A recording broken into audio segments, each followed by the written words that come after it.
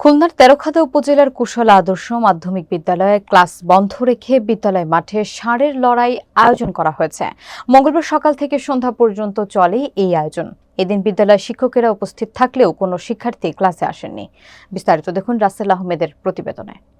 বিদ্যালয়ের প্রধান শিক্ষক মোহাম্মদ দিলার হোসেন বলেন, ষাঁড়ের লড়াইয়ের কারণে শিক্ষার্থীদের নিরাপত্তা বিবেচনায় স্কুল বন্ধ রাখা হয়। বিষয়টি একাডেমিক সুপারভাইজারকে জানানো হয়েছিল, তবে উপজেলা একাডেমিক সুপারভাইজার শাহেলা সুলতানা জানান, বিদ্যালয়ে কোনো অনুষ্ঠান বা আয়োজন করতে হলে লিখিত অনুমতি নিতে হয়। ষাঁড়ের লড়াইয়ের বিষয়ে কোনো অনুমতি দেওয়া হয়নি। বিদ্যালয় পরিচালনা কমিটির সভাপতি শরীফ নাইমুল হক বলেন, স্থানীয় কিছু লোক মাঠ ব্যবহার করতে চেয়েছিল, আমি তখন বিদ্যালয়ে ছিলাম না। পরে তারা নিজেরাই আয়োজন করে। প্রধান শিক্ষক বলেছেন, এ কারণে স্কুল বন্ধ রাখা হয়েছে। স্কুল বন্ধ রেখে মাঠে এমন একটি লড়াইয়ের আয়োজনকে ঘিরে অভিভাবক ও সচেতন মহলে ব্যাপক সমালোচনা সৃষ্টি হয়েছে। তারা বলছেন, শিক্ষা প্রতিষ্ঠানকে এমন কাজে ব্যবহার করা কোনোভাবেই গ্রহণযোগ্য নয়। উপজেলা নির্বাহী কর্মকর্তা জান্নাতুল আফরোজ স্বর্ণা বলেন, বিদ্যালয় বন্ধ রেখে এমন আয়োজন বেআইনি। বিষয়টি খতিয়ে দেখা হচ্ছে।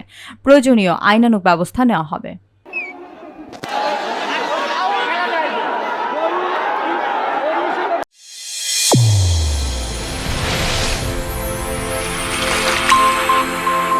চ্যানেল A1 হৃদয়ের স্পন্দন।